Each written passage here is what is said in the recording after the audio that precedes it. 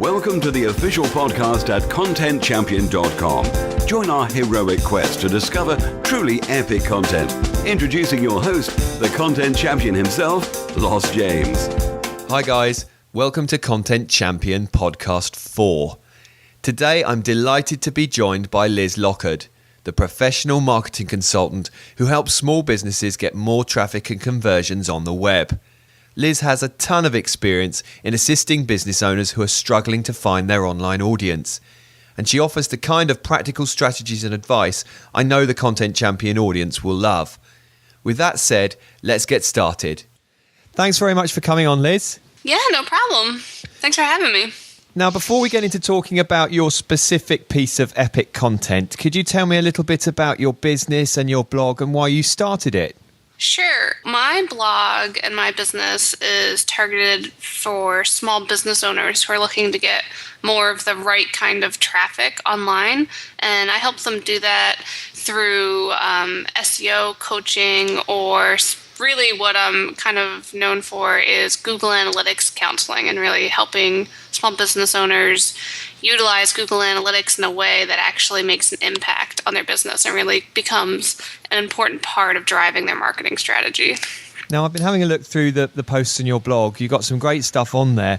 What single piece of content has been the most successful for you, are you most proud of, and where can I find it on the blog? There's a lot of pieces. This was a hard question for me. But I would have to say, if I have to pick one, I think it would be my ultimate guide to social media optimization for SEO. And what sort of stats, what sort of figures are you seeing on this in terms of readers, social shares, comments, conversions? It's been a huge driver of traffic to my blog. I believe it was indexed like 3 times faster than my blog posts usually are, just because of the amount of social shares it got. Wow. Before I wrote this post, before I really committed to really upping my game when it came to blogging, I think I would see like a handful of tweets, that sort of stuff. And now I think it's the highest tweets on my blog for recent history. It's got like 40 tweets, like over 20 Facebook likes, over 20 plus ones from Google, and just a whole bunch of content, kind of most importantly, a lot of conversions for newsletter signups for me. So what's changed then? Obviously, your target audience really found that this content resonated with them.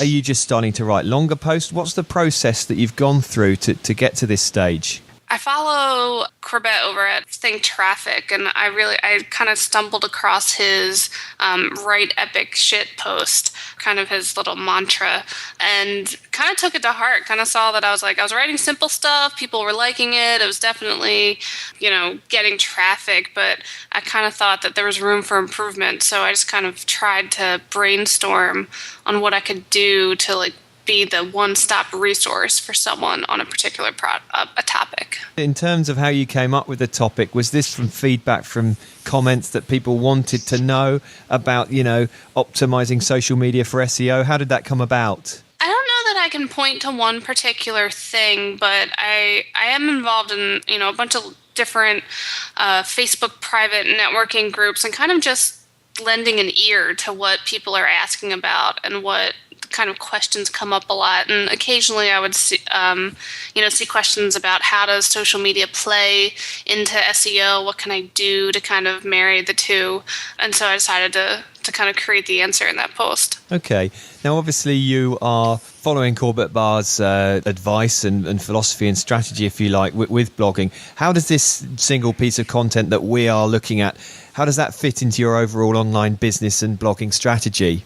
Well, I think I've kind of decided to try and make each post something that people really want to share and kind of spread around. And then also at the same time kind of highlight my particular understanding or expertise in a certain area. And since I do SEO and Google Analytics consulting work, this kind of fits in pretty well.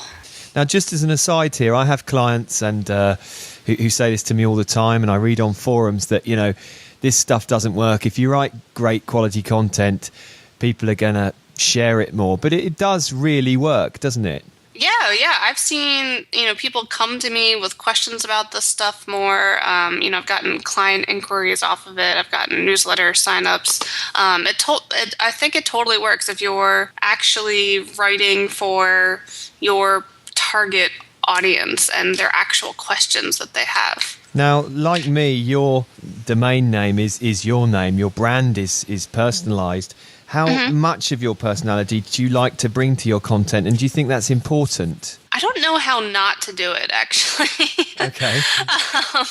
When I sit down and write, I just always write as if I'm, chatting up my best friend. And I don't know that I know how to write in a more businessy, corporate-y kind of a way. So it's kind of just easier. And I think it also makes it feel more approachable, because for a lot of my prospective clients or just my readers in general, these topics can seem kind of complex. And so just bringing kind of a casual friend, fun writing style to these topics can help make them seem less intimidating. I think that's borne out by the testimonials on your site and the comments that I've been reading through. I think people like that sort of hand-holding conversational approach that you take. Yeah, because the concepts don't have to be complicated. I think, if you read the blogs of your peers, certainly things can get more complicated, and you can talk about advanced things, but for what you really need to do as a small business owner, it's you can break it down pretty simply. You're listening to the Content Champion podcast, showcasing high quality content across the web. Okay, we're back with Liz.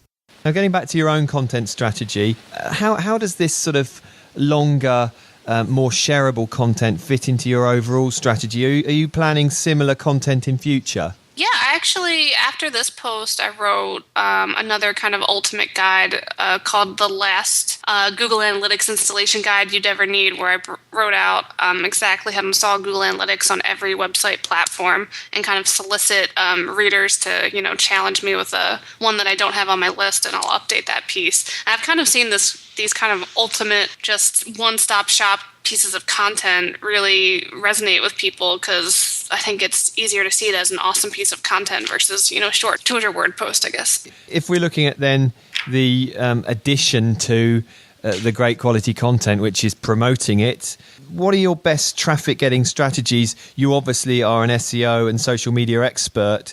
What other ways are you using to get visitors, or is it mainly those two? I get a steady stream of SEO traffic, and certainly, when I named my post social media optimization for SEO, that was certainly triggered or brought on by keyword research.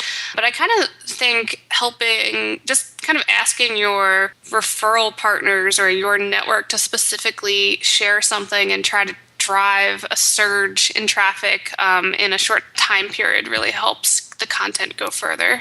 So in that context, really, the changes to Google in terms of, inbound link building and combating spam, it's helped, hasn't it? It's helped to make the internet a better place in terms of people now are going out of their way to try and produce high quality content. Yeah, I'd have to agree with that.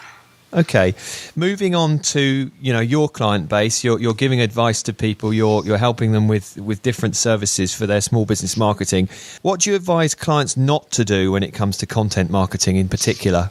Well, everything that I do, I kind of do through a lens of Google Analytics. So the biggest piece of advice I talk about when I work with clients is to not ignore the stats behind the content you're creating. So if you look at your Google Analytics and you see that some topics aren't really converting for you at all, to kind of stop doing those topics and look at what's working for you and kind of repeat that stuff. A lot of people find Google Analytics confusing though, don't they? I mean, I have clients who ask for more simple solutions to gauging online conversions and analytics questions.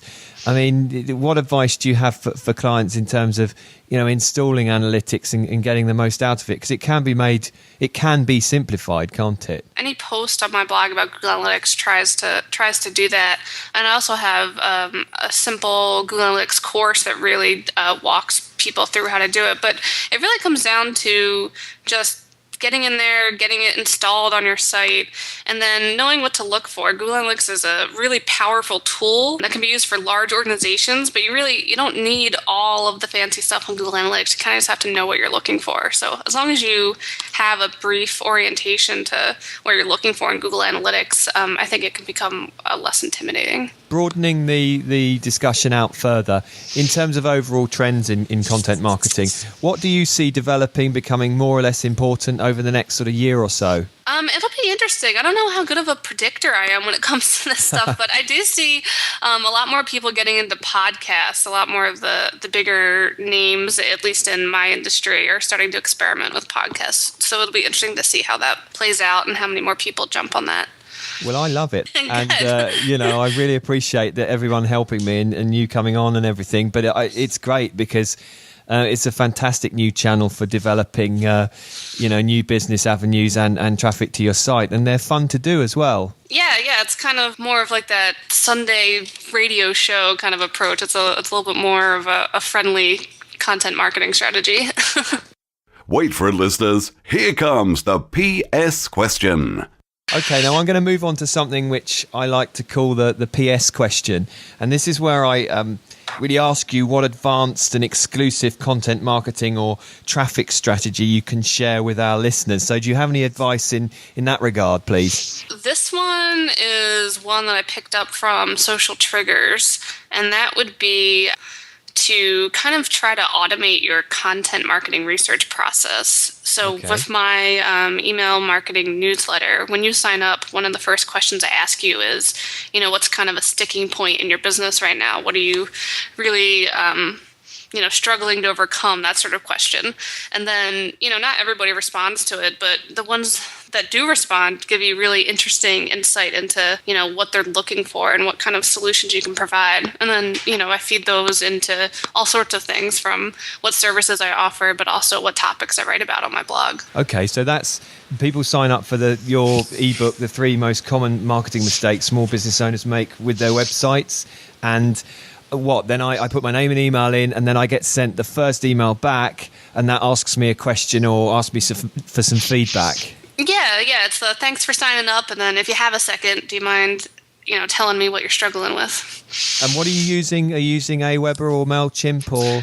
I'm actually using MailChimp. Okay, and how are you finding that? I like it. I think with any email marketing service provider, there's things on your wish list, but it works for me. Okay, well, look, thank you very much for your time. This is the sort of part in the podcast where I like to ask my guests if they've got any special downloads or exclusive offers for my listeners to have access to. So fire away with your website and anything that there is available, the resources there that we've discussed. Sure, yeah. You can find me at lizlockard.com. That's Lockard. And you can find my download that Laz mentioned. And then actually coming up soon will be a re-release of my Google Analytics The Missing Manual course for anybody who's looking to dive deeper into using that in their small business marketing. Well, that's brilliant, Liz. I'll definitely be downloading that, and I advise everyone else to as well. Thank you very much for your time. I really appreciate it. All right, thanks, Laz. Okay, folks, I hope you enjoyed Content Champion Podcast 4. Thanks again to Liz. That was a great interview. You can find the Content Champion Podcast on our blog and also on iTunes, Sketcher Radio and the BlackBerry Network. Thanks again for listening, guys. Until next time. Is it a bird? Is it a plane? No, it's the Content Champion.